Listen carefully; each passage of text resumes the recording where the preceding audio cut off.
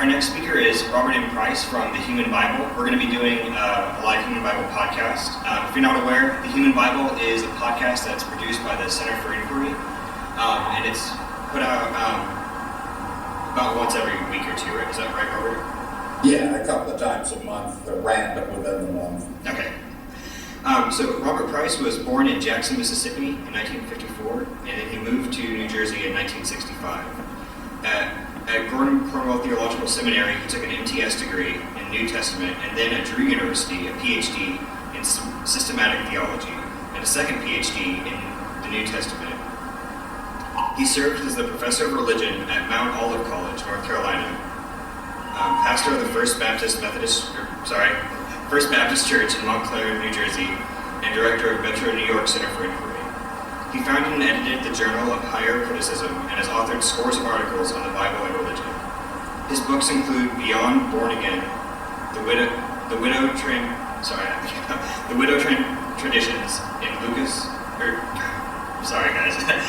The Widow Traditions in Luke through Acts, Deconstructing Jesus, and several others.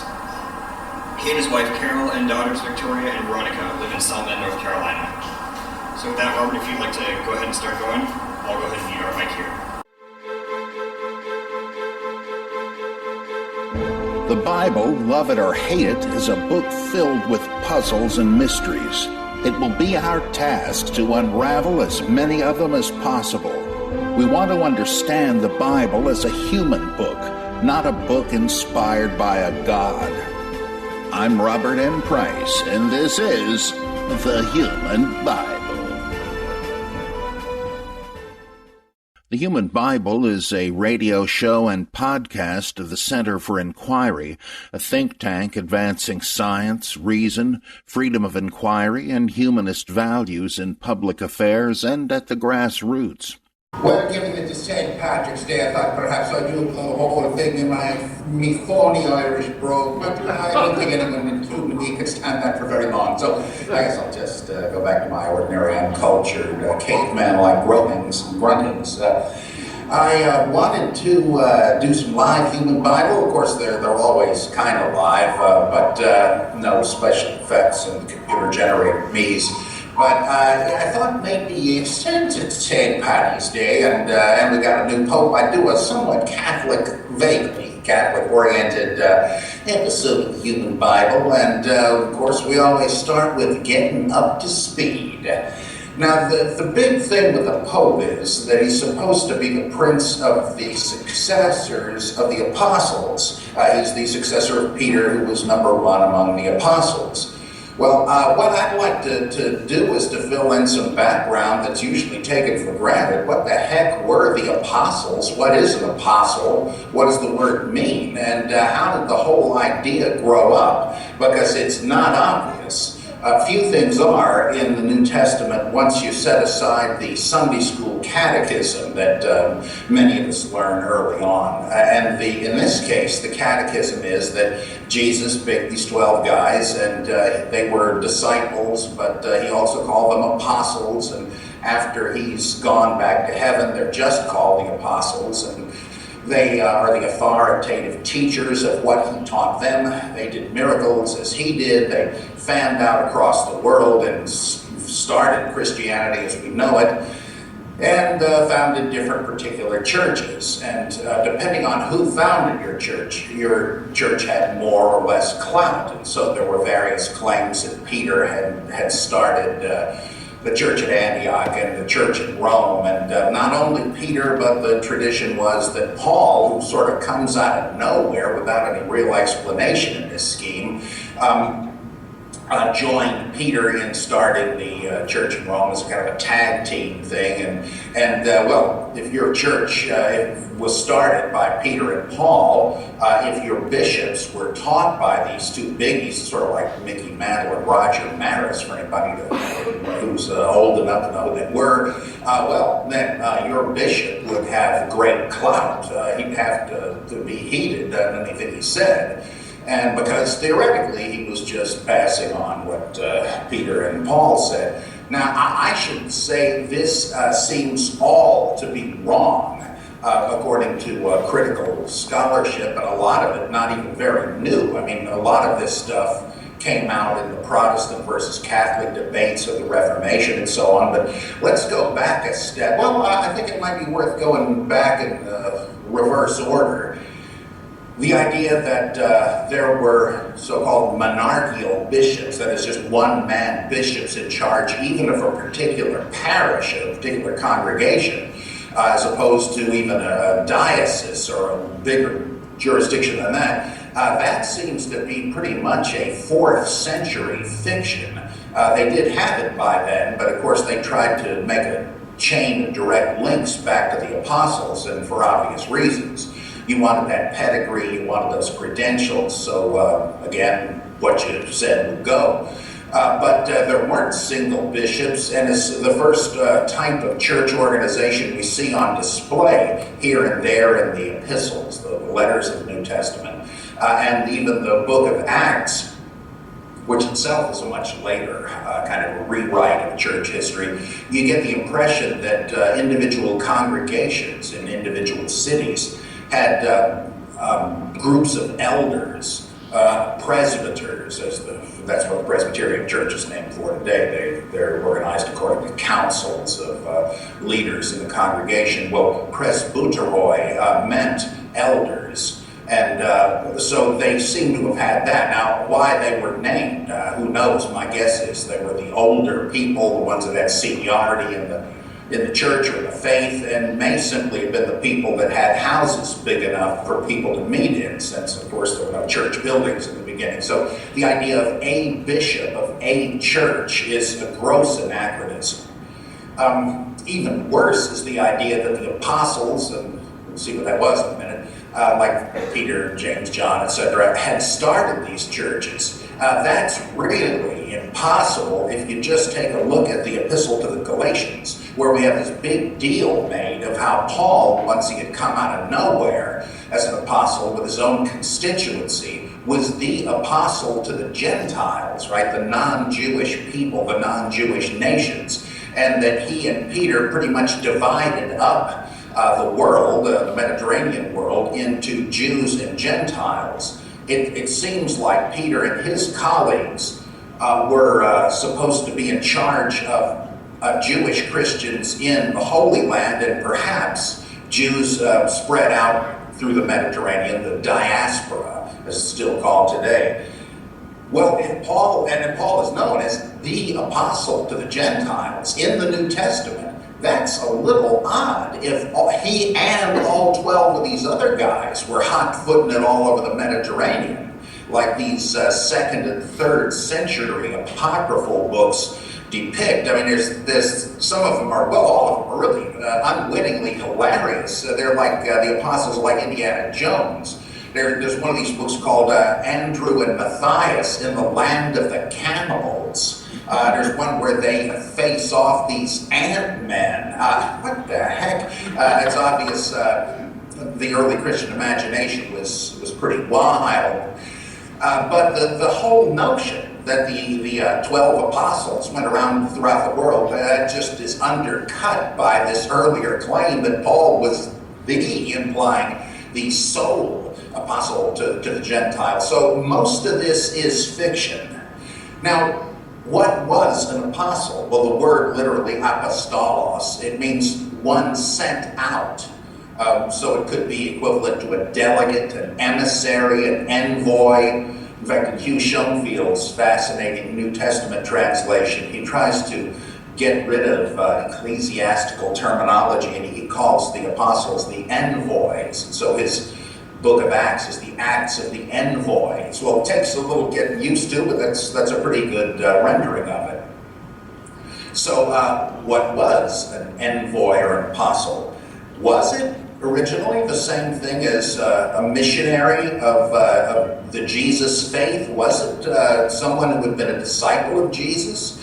What's the deal? Well, it can't simply have been that, even on a straight reading of the New Testament, because Paul and Barnabas are referred to as apostles in 1 Corinthians, and in one verse, depending on which manuscript you follow of the book of Acts, Paul generally isn't called an apostle in the book of Acts even, but he sure is in the Pauline epistles. And so are Andronicus and Junia, and I think a couple of other ones here and there. Well, there's no gospel in which you got a husband and wife team among the 12 called Andronicus and Junia. So what's going on?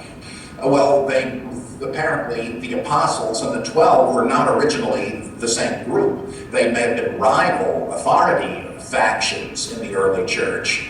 And they wouldn't have been the only ones, because there was another group called the heirs, H-E-I-R-S, the heirs or the relatives of Jesus, who had a kind of dynastic relationship or claim to one.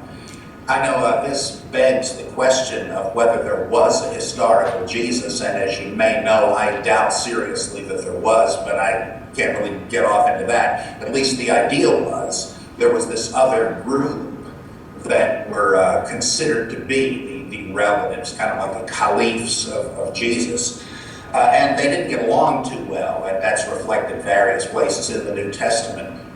Well, so who were the apostles? Were they the 12 if they weren't, or if they included them but were bigger, who the heck were they? Well, this is a bit of a mess. In 1 Corinthians 9:1, Paul says, "Am I not an apostle? Have I not seen Jesus our Lord?" Which presumably means he had a resurrection appearance vision. Well, is that what qualified you? Does that mean that the apostles who were hanging around with Jesus weren't apostles until the resurrection, or they had resurrection hallucinations, or whatever you think happened?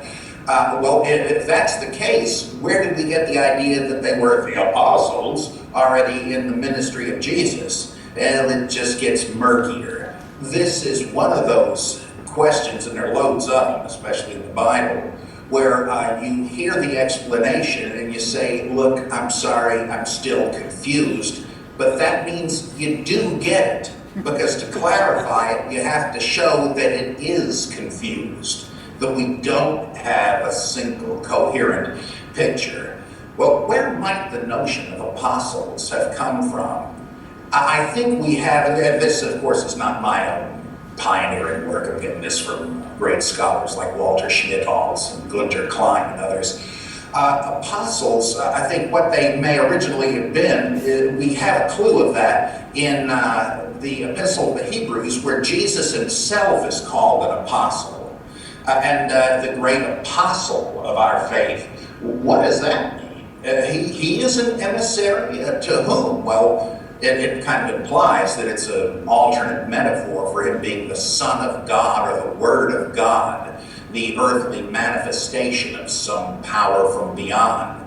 Also, if you look at the origins of Islam, Muhammad is called the Apostle of God, the Rasul Allah. Well, God wasn't walking around with a bunch of guys, and Muhammad was one of them, and he was an apostle. No, again, it means a kind of intermediary between heaven and earth. And so you begin to wonder if apostle had a very different and more far-reaching meaning, and it probably did. There's good reason to think that the apostle notion came from Gnosticism, this Eastern mystical worldview that said that God was an unapproachable, unknown being within the fullness or the pleroma of light, and that he had emanated from himself hundreds of, as they call them, ions, kind of almost like loads of persons of the Trinity, which may be where they got the idea for the Trinity. And that at the end of this process, one of them, to grossly oversimplify this, believe it or not, one of them had created the material world, which was a big mistake, because matter is evil. And the evil angels, let's say, that he created and put in charge of it, found that the material creation was inert, like a sand sculpture or something. And to enliven it, they had to steal light, kind of like Prometheus, from heaven. And to use a modern term, they used the photons of it as a kind of self-replicating DNA to get the world and all of its creatures alive and moving, and to lend some rational order to the thing. Well, that meant that there were sparks of God trapped within certain human beings in the world who couldn't ever really die since they were at heart divine, and they kept getting reincarnated in a world where they were like strangers in a strange land. They didn't belong in it. And this is very much like Hinduism and Buddhism, in case you hadn't noticed. And so the notion was that the Heavenly Father took compassion on these lost, you might say prodigal sons of his, and sent in a Gnostic coming from gnosis or knowledge, he sent in a Gnostic revealer, very much like Morpheus in the Matrix. And in fact, it's pretty clear the Matrix is based squarely on Gnosticism. He sent this or these, actually more than one, people into the world to awaken the people with a divine spark, and awaken them to their origin and destiny, and to tell them what they needed to know so they would no longer be reincarnated into this mud pie creation, and could, upon death, escape and go back to the heavenly realm of light. Well, it appears that the apostles were these folks who had awakened themselves and went out to, like Diogenes, seek out the others who had a divine spark and to tell them what they needed to know. Well, eventually Gnosticism was Christianized. If there was a historical Jesus, some Gnostics interpreted him as a Gnostic revealer, or perhaps the whole Jesus Savior idea as a kind of historicized clothing of this myth, who knows? But somehow the notion of the Gnostic apostle was applied to Jesus, and then after him to the people he sent out. That would sure make sense of the fact that in the Gospel of Mark, the earliest one, we have 12 disciples of Jesus, but they're not really apostles. And I believe the same is pretty much true of Matthew. The word apostolos, or plural apostoloi, comes up a couple of times, but it doesn't seem to be a title. It's used in connection with Jesus sending these guys out on a mission. And it says, these are the names of the 12 apostoloi. Does that mean the 12 apostles with a capital A, or does it mean the 12 he sent? Well, in context, probably the latter. Now, in the Pauline epistles, which are perhaps earlier, you do definitely have the idea of a credentialed, powerful apostle, but I don't think you have that in Matthew and Mark. You do have the 12 in these Gospels, but not the apostles. So where do we get the idea of the 12 apostles? That appears to be the invention of Luke, which is the latest or second latest of the Gospels, where in the 2nd century we're already rewriting the history of the church to secure and promote the position of its leaders, creating the fiction of an unbroken chain between their bishops, their higher-ups, and Jesus. It's like shake the hand that shook the hand. And so Luke, especially in the book of Acts, which is completely or partially, again, a huge can of worms, by the same author as the evangelist Luke, there you have the church as a kind of institution dispensing salvation. Nothing happens outside of the purview of the 12 apostles, etc. And so the concept grows, and there's more you can say, certainly more that I could say, being an incurable motor mouth, but it turns out that, the apostles, whoever they were, here's another one, don't get me started on, the lists of names in the Gospels and Acts, as you may know, don't quite agree as to who the 12 were. Was Nathaniel in the Gospel of John an apostle or even a disciple? Jesus met him, but does that count?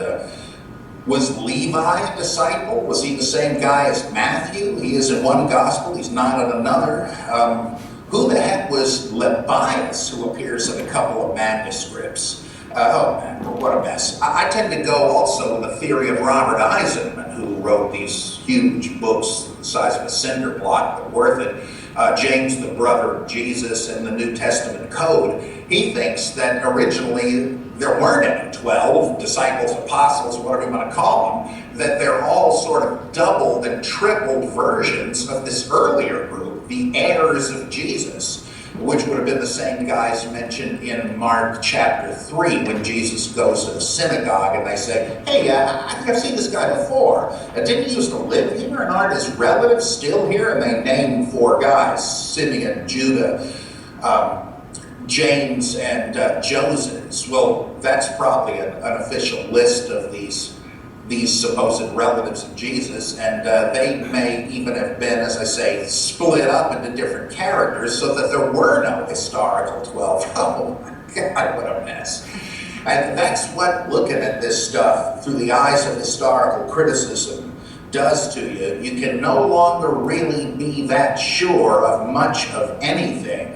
Now, you can be sure the Holocaust happened because there's truckloads of evidence and living eyewitnesses and stuff on film and all of that, but we're talking about 2,000 years ago with fragmentary, contradictory, legend-laden texts, and it's very difficult to connect the dots or even to know which dots to try to connect. So there's our up to speed. It's not exactly clarifying who the apostles were, but enough to say that when the Pope claims to be the successor of the Prince of Apostles, that's probably a lot of nonsense and propaganda. And I guess it matters, right, though, because I don't think the Pope would have or even dare claim the authority he has without the whole fiction of Peter founded the church in Rome and so on. So yeah, I'm kind of doing this in honor of the new Pope, but I'm afraid it's a bit of a dishonor. Don't mean to be a nasty guy, but the facts, whatever they are what they are. So I want to get to some questions from you in a minute, but figure I might as well go through the solemn ritual of the human Bible and do the stunts I usually do on it. And of course, one of them is to plug the Human Bible t-shirts, which you can find for a nifty sum on the Human Bible website. And to tell you the truth, I can't remember what it is exactly, but it says Human Bible in it. You can Google it, I guess. So what do we do next? Well, again, staying with the vaguely Catholic apostolic theme and all that, I thought we'd do one of my favorite segments. Apologetics is never having to say you're sorry. No, I don't know why I used that title, because nobody is old enough but me to realize where I'm getting the joke, but at any rate, an apologia was a defense speech, and apologetics is the defense of the faith. Well, there's not only general Christian apologetics, there's also apologetics for particular denominations. And I thought we'd take a look again at a piece of Catholic apologetics. And again, in honor of the Pope. What about I'm sorry, I'm getting mixed up here. I'll say the Pope thing for a second, but this is a big Catholic Protestant item. Is there a contradiction between James and Paul about justification by faith versus works? Now, if you've got any kind of a fundamentalist evangelical background, and I bet plenty of you like me do, you'll know this is a perennial stumper. This requires explanation all the time, or should one say damage control, because it sure seems like you've got a real blatant contradiction. And on the big ticket item, as a character says in Acts 16, what must I do to be saved? That's kind of a big question. What does a rich young ruler ask Jesus? What must I do to inherit eternal life? I guess if the alternative is boiling in hell for eternity, it might not be bad to know. So here's, let's read a little bit from Paul's epistle to the Romans, and then the opposing view. I guess I'd like the State of the Union speech and then the out party's response to it. Here's, how about, let's see, where do we want to start here? I thought I had this, in Romans chapter 3, verse 27, if you've got your Bible, hallelujah. Then what becomes of our boasting? It is excluded. On what principle? On the principle of works? No, but on the principle of faith. For we hold that a man is justified, which seems to mean accepted by God, we hold that a man is justified by faith apart from works of law. Or is God the God of Jews only? Is he not the God of Gentiles also? Yes, of Gentiles also, since God is one. And he will justify the circumcised on the ground of their faith, and the uncircumcised through their faith. Do we then overthrow the law by this faith? By no means. On the contrary, we uphold the law. Chapter 4, verse 1. What then shall we say about Abraham, our forefather according to the flesh? For if Abraham was justified by works, he has something to boast about, but not before God. For what does the scripture say? Abraham, as I like to do the Old Testament, Abraham believed God, and it was reckoned to him as righteousness. Now, to one who works, his wages are not reckoned as a gift, but as his due. And to one who does not work, but trusts him who justifies the ungodly, his faith is reckoned as righteousness. And there's more and more of it. In the Epistle of James, we seem to have a direct counter to this, as if the writer has the Epistle of the Romans open in front of him. Let's see. I'll start with James 2:14. What does it profit, my brethren, if a man says he has faith, but has not works? Can his faith save him? If a brother or sister is ill-clad and in lack of daily food, and one of you says to him, go in peace, be warmed and filled, without giving them the things needed for the body, what does it profit? So faith by itself, if it has no works, is dead. But someone will say, you have faith, and I have works. Show me your faith apart from your works, and I by my works will show you my faith. You believe that God is one? He's directly quoting Romans here. You believe that God is one? You do well. Even the demons believe and shudder. Do you want to be shown, you shallow man, that faith apart from works is barren? Was not Abraham our father justified by works when he offered his son Isaac upon the altar? You see that faith was active along with his works, and faith was completed by works. And the scripture was fulfilled, which says, Abraham believed God, and it was reckoned to him as righteousness. Same verse. Right? And he was called the friend of God. You see that a man is justified by works and not by faith alone, etc., etc. Well, I'd say either we got a contradiction there or somebody's trying to contradict somebody else. What is the story? What's the issue? Well, obviously, is it simply faith that puts you right with God, or does that faith have to include works? And James is reasonable. He understands that it's not just counting up brownie points to win a magazine subscription or something. He says it's that a real faith will be embodied in works and so forth. Do we have a contradiction? Is Paul saying that you only have to believe the right thing? That it doesn't make any difference what you do? Well, you can't read very far in the Pauline epistles and get that idea. In fact, it brings that notion up as a theoretical possibility only to condemn it. So what's going on here? If you could get the authors, and I'm by no means convinced they were actually James the Just and the Apostle Paul, but at any rate, if you could get these two authors together for a powwow, would they storm off like Obama and the Republicans in his own corner, disagreeing still? Maybe not. It might be that if somebody explained to the author of the Epistle of James what the author of the Epistle of the Romans was talking about, he'd say, oh, yeah, I see what you mean now. Okay, I think maybe so. You see, I like to harmonize contradictions when they are phony, but I like to point them out mercilessly when they're real, but I don't know what to call this one.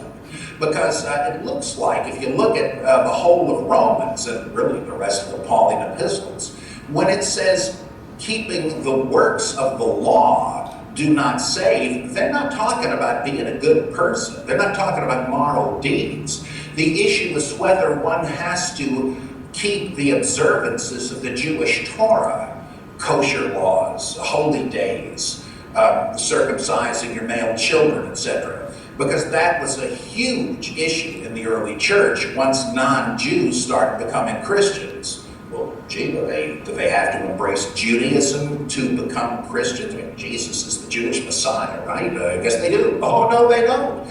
Those are, for them, those are just alien cultural mores. They're not going to necessarily even, they're not going to take the trouble to do all that stuff, to change their lifestyle completely on non-moral issues. Don't put a false stumbling block in their way. That's the Pauline view. He's not talking about not being a good person. In fact, elsewhere, the Pauline epistles explicitly says, one day, we're all going to have to stand before the judgment seat of Christ to give account for what we did, etc., etc. So I think the writer of the Epistle of James misunderstands the Pauline epistles, and he's criticizing a kind of a straw man. Now, whether he thought Gentiles had to keep the Jewish Torah regulations, we don't even know. I kind of think he did, but it's not clear. I like the way James Dunn puts this in a really great book he did called Unity and Diversity in the New Testament. He said, we can harmonize this contradiction, but by showing how the contradiction came about. It's not just a stupid goof, but different circumstances led to different readings of the same passages. So is it a contradiction? Yes. Can we explain it and show how it's not that surprising? Yeah. But that really gives no comfort to people that just want to quote the Bible out of any kind of context. If that's all you want to do, just pin the tail on the Bible, this isn't much help. Interestingly, Catholics and Protestants in recent years have had big sit-down confabs on this and hammered it out, and they claim now to agree on this, that the Catholic Church isn't saying you've got to earn your salvation, the brownie points and all of that, and no Protestant thinks that it doesn't matter what you do. It's much more finely tuned than that. So maybe a moot point, but it still comes up all the time. Now the third segment before we get into questions. How about the papacy itself? This is the segment I like to call, is that in the Bible? Because, of course, Protestants are on record saying, where the heck do you get this idea that one guy is the vicar, that is, the caretaker for Christ? Where does this come up? I mean, there are Protestant denominations that think it's unbiblical even to have one pastor for a congregation. Where do you get this? Is it conceivably to be found in the Bible? Oddly enough, it sort of is, I think. This is a case where what's called form criticism tends to elucidate the Bible by suggesting that by pointing out that items in the Gospels, for instance, aren't just there because they were recorded because somebody had a video camera running. No, that they're all passed down by word of mouth because they were used for something in church life.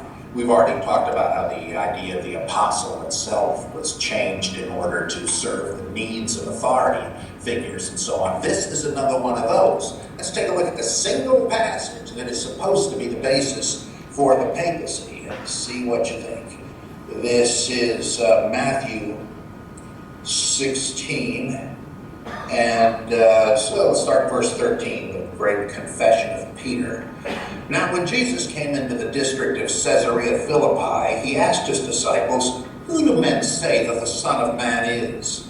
And they said, some say John the Baptist, others say Elijah, and others Jeremiah or one of the prophets. He said to them, but who do you say that I am? Simon Peter replied, you're the Christ, the Messiah, the Son of the living God. And Jesus answered, blessed are you, Simon Bar-Jonah, for flesh and blood has not revealed this to you, but my Father who is in heaven. And I tell you, you are Peter, which means rock, and petrified.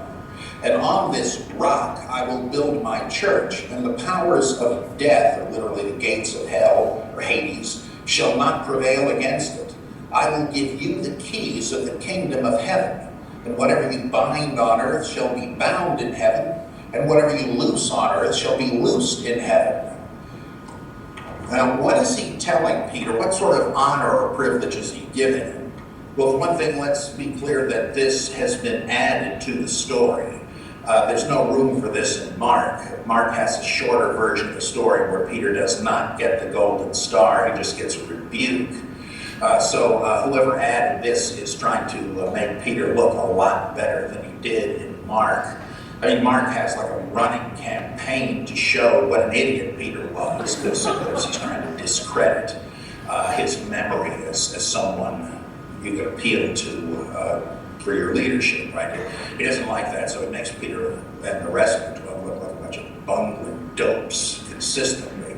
Well, Matthew doesn't buy that. He belongs to a group that venerated Peter and the 12, and so he tries to gussy him up a bit, restore his reputation, and this is one of the main places. So Peter alone apparently has discerned that Jesus is the Messiah and the Son of God, which interestingly kind of implies that Matthew didn't think Jesus had been teaching everybody that, or it wouldn't have been any great discovery on Peter's part, right? He somehow comes up with it. Jesus congratulates him and says, okay, here's your reward, because nobody told you this except God directly. And because of that, I am making you the foundation of my church. And I'm giving you the authority, the keys of the kingdom. That's a metaphor for rabbinic authority. You make decisions. What is kosher, what is not, things like that. That's binding and loosing. I'm giving you the authority to call the shots, and under your leadership, the gates of Hades won't prevail. It's like you can have a battering ram, defeat them, and so forth. Makes you wonder how this little detail escaped Mark, but why is it in there? Why has it been added? Well, it goes back to the idea that already people are falsely claiming to have different apostles as the founders of their churches, and somebody is a big fan of Peter and his successors implicitly. Otherwise, what's the point of the story? Right? It's just a museum relic if you're saying Peter had this authority. Of course, he's gone now, so nobody else has any such authority. Well, that's not the way it happened in the church, right? The people are quick to say, oh yeah, I'm Peter's successor. And that's, of course, why this story was told, or should I say retold. So, yes, it is trying to secure the authority of the implicit successors of Peter. Now, what church would that be? Well, that's where the Catholic argument, I think, runs aground, because it's much more likely the Gospel of Matthew was put together in Antioch of Syria, where Peter had a lot of clout, whether historic or legendary, and not Rome.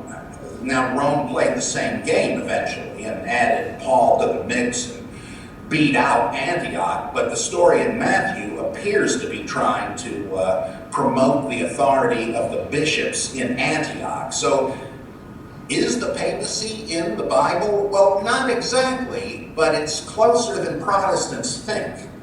Maybe they'll accept the patriarch of the Antiochian church instead, but I don't think they're going to do that anytime soon. Well, so that's kind of in the Bible. One foot in, one foot out. What say I turn this over to you, my fellow Bible humans, and see if you got any questions I can deal with. And of course, I don't mind questions to the effect of, are you out of your mind? Or that's okay too. It's fair game. I get some of those occasionally.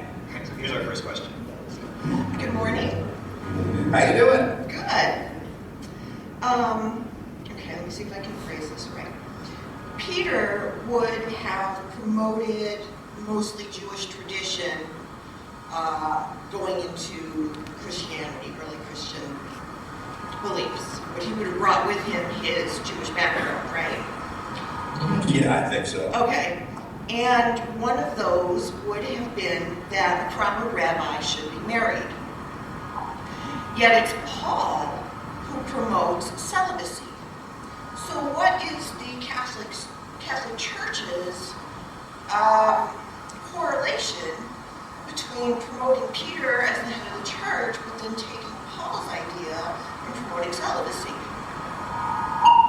Well, in the actually, this is kind of funny in that both views go back to the Essenes, or at least the Essenes and whoever wrote the Dead Sea Scrolls, if it wasn't them, ascetic groups, because according to Josephus, the historian who had spent some time among the Essenes, he says a lot of them are celibate. And the reason is that they just want to give their time completely to serving God. They don't necessarily think there's anything wrong with marriage, and some of them are, but the ones that aren't are just trying to be completely devoted to God. Now that's exactly what 1 Corinthians 7 says. It said, the writer there says, if you're married and have a family, you don't have the right to neglect them.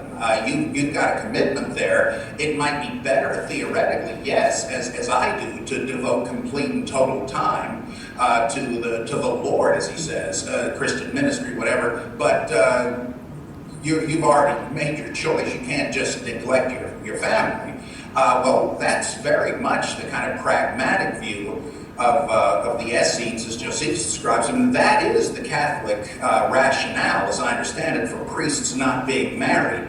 Now, St. Augustine did kind of come close to the other notion of the Essenes, that the flesh is to be shunned, and that a really holy person just neglects it. The same thing with Buddhist monks and so on. St. Augustine did say that sex, even within marriage, is kind of a necessary evil. It's allowable, but it's certainly the holier path to be celibate. So there's a couple of views floating around in there, and as I understand it, both survive in Catholicism too. The reason they give for priestly celibacy is just the pragmatic one, and they would probably point to Protestant ministers, and I've known some in this boat who had to be so committed to the affairs of their church and their congregations, nobody else would do it, that their family lives suffered, and that's why a bunch of them eventually burn out and leave the ministry.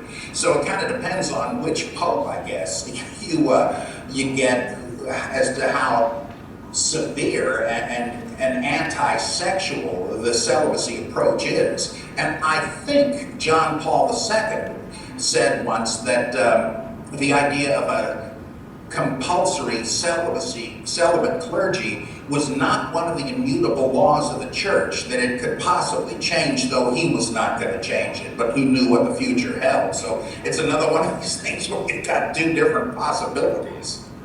Thank you. Good question. Rob. How you doing? I have a question. I know that you don't think that 1 Corinthians 15 and Galatians agree when it comes to the received tradition, etc.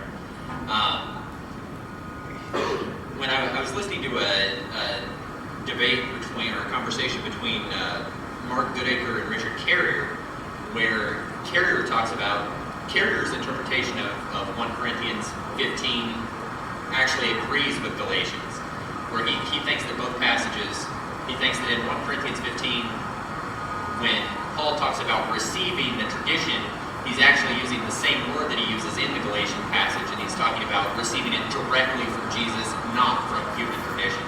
I was going to see if that makes any sense to you, if you could comment on that. Yeah, let's take a look at old 1 Corinthians 15.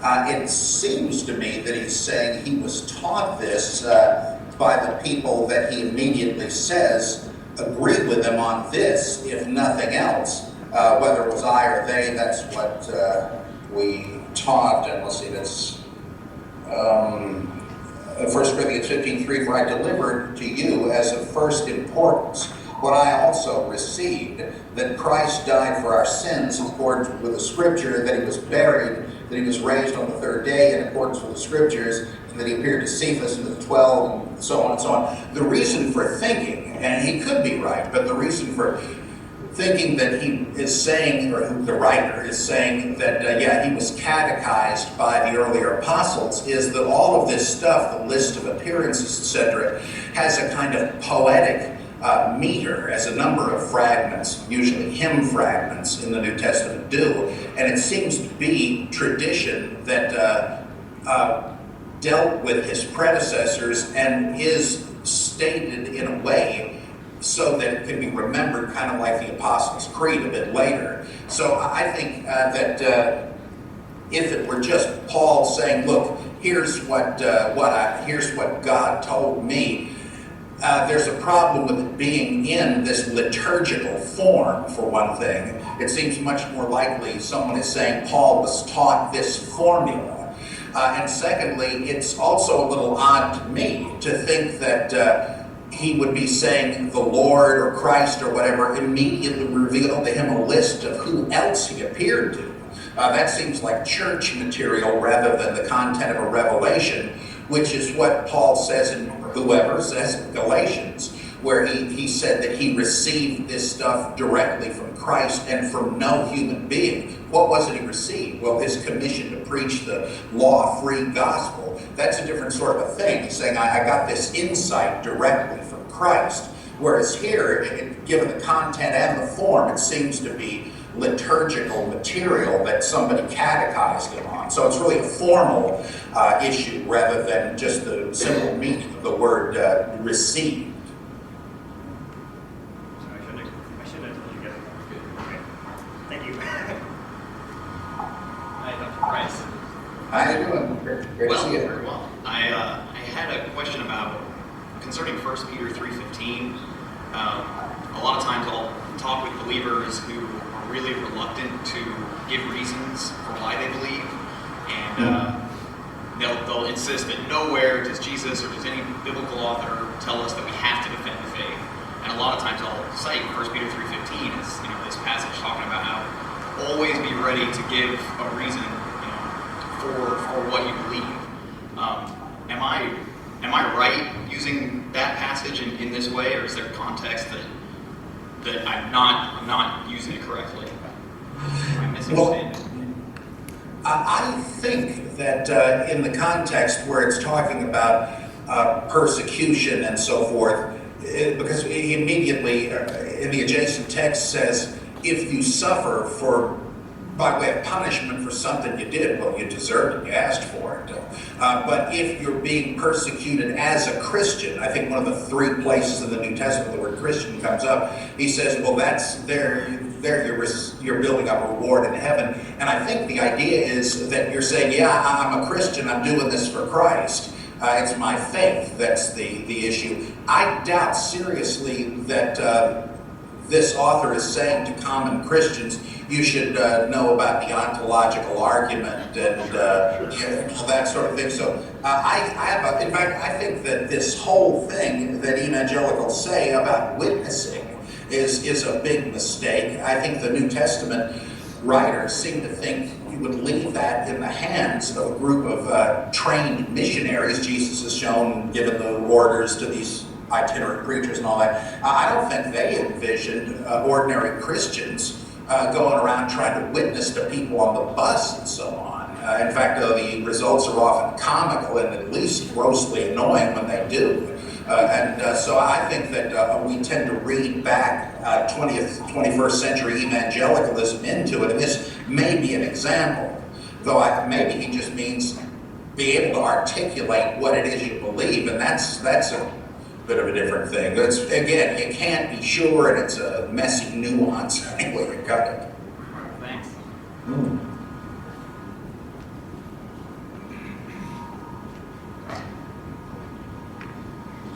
Hi, Dr. Price. Hello. I would like to ask, during your talk, you mentioned that you weren't convinced that Jesus Christ was a historical figure. And I wanted to ask what the best evidence for and against him existing as an actual person, or maybe as an amalgamation of different people. I was going to ask what you thought about that. Yeah. I tend to think that there was not a historical Jesus, but it's impossible to know unless somebody comes up with some surprising new evidence. I would say that the reasons for thinking that he didn't are that everything in the Gospels, I mean, forget about the epistles, which only have the idea of a heavenly being. It doesn't even say Jesus did miracles or he taught anything. And even if you leave that aside and look at all the Gospels, every inch of that story reflects the standard baggage of the mythic hero archetype. There's no secular leftover information as there is with Caesar Augustus or Cyrus the Persian or Alexander the Great, people who were mythologized, but they're closely woven into the historical context. There's nothing like that with Jesus, because the few little pieces of Scotch tape that seem to bind into secular history, the mentions of Pontius Pilate, Herod the Great, things like that, just seem obviously secondary or legendary. I go into this in The Incredible Shrinking Son of Man and other books. So to me, the whole thing seems to be mythical. All the teachings attributed to Jesus are so closely paralleled among the sayings of the rabbis and contemporary cynics and Stoics and all that, that the burden of proof is on the person that says that Jesus wasn't just a catch-all for, Poor Richard's Almanac, that it could have existed, but there's no real evidence for it. The dying and rising gods, why should this alone be a historical case of it? Now, the one argument that I think is pretty meaty on the side of there being a historical Jesus is this business of the heirs or the relatives of Jesus, especially James the Just, as they called him in the early church. This looks so much like the caliphate in Islam and the prophetic succession in Mormonism and other places that it does have the ring of historical truth, that there would have been a faction who said, hey, we ought to lead, we're related to the guy. But on the other hand, it's not decisive, because there are various instances where people are said to be relatives just in order for their fans to patch them into the authority structure.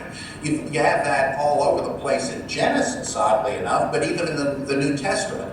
Luke makes John the Baptist the cousin of Jesus. Where did he get this? Well, he's just trying to ease the transition of John the Baptist followers into Christianity. This may be a similar fiction, so it does have the ring of historical analogy about it, but to me it's not enough of a thumb on the historical side of the scale.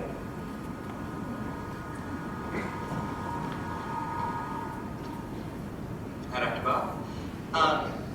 You mentioned, like you said, you doubt there was ever a historical Jesus, and the arguments by people like you and Richard Carrier seem rock solid. Whenever people like Bart Ehrman get into a debate, they seem to get crushed.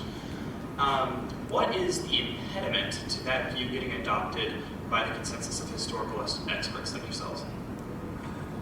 Well, as Michel Foucault pointed out, in every era there is what he called an archive or an archive of accepted theory and conventional belief, and it's difficult to think outside the box, as we like to say, and since it is so often considered something tantamount to Holocaust denial, or thinking we didn't actually land on the moon, people will not risk, to some degree they won't risk their reputations and the viability of their jobs by giving it an even shake, but I don't want to make it sound that cynical. I think most of them simply cannot bring themselves to consider it, because it's like what Peter Berger calls a plausibility structure.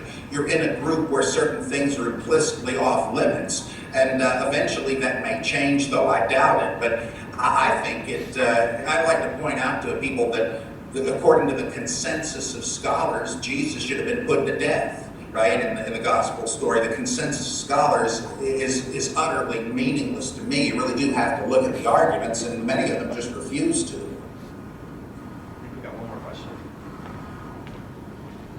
Hi, I'm honored to have access to you. This is awesome, and humbled by some of the other questions. But when I'm talking with Christians or people of faith, one of the favorite things I like to bring up is, and I have such limited knowledge on this, so I guess I'm asking for you to kind of elaborate on it, maybe buttress my position. But was it in like the 4th century that the Nicene Council, a bunch of men decided which writings were going to be in the Bible, and that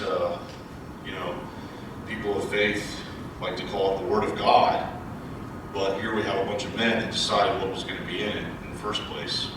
And so I just like to point that out, and how it really just comes down to a group of men deciding exactly what was the Word of God and what wasn't. Yeah, it wasn't the Council of Nicaea, though you hear this all the time. I'm partly to blame, I guess, because of my book, The Pre-Nicene New Testament, but I'm not making that claim. That was the period in which St. Athanasius, who was the big guy who won at the Council of Nicaea in the debate over Christology, was Christ really the eternal Word of God, etc. He did have something to do about 40 years afterward with promulgating a particular edition of the New Testament, our 27 books, and said no one must use any other ones. There were plenty of them around. But he didn't create the list. It appears that that list was the edition compiled by Polycarp, or possibly his student Irenaeus, somewhere in the 2nd century, I think very shortly after the writing of the last of the books. And what Athanasius did was to say, this is the edition we're going to use, almost as if you had somebody say today, look, everybody, let's just use the New International Version. He wouldn't have translated it, he's just saying, let's use this, and what do you say? So that's, it may be a different era by a couple of centuries, but the point is the same. The basis on which these books were chosen, we're told, had to do with whether apostles wrote them. The particular guys in the New Testament whose names appear on these, and that seems not to be true. So that's one of the main foundations that is shattered. Another one is, did these books teach what we consider apostolic doctrine? Well, that's the cart before the horse, according to most Christians today. Something is supposed to be believed because it's in the book, not the book is to be accepted because of the doctrine. And so what Protestants tend to do is to be piecemeal Catholics. The Catholic Church says, of course, the Church created the canon of the New Testament. We admit that. That's just what you'd expect. The Holy Spirit works through the Church. That's the infallible agent. Protestants have sawn off the limb they're sitting on because they use as their club to beat the Church and pummel tradition, the product of Church tradition.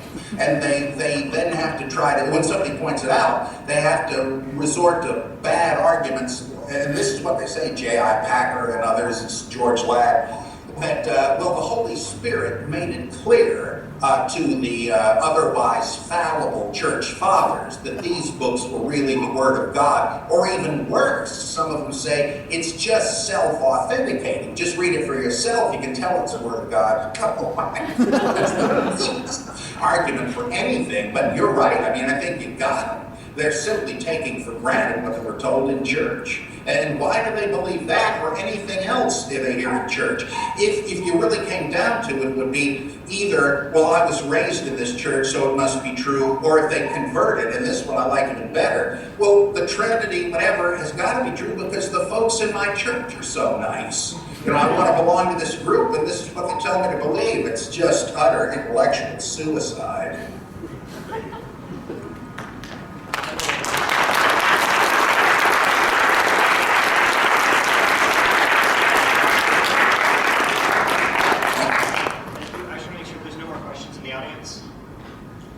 Okay, great. Well, thank you again for Skyping in for this. I know we all appreciate having you, so. Thanks so much. All right, let's give one more round of applause for Dr. Price.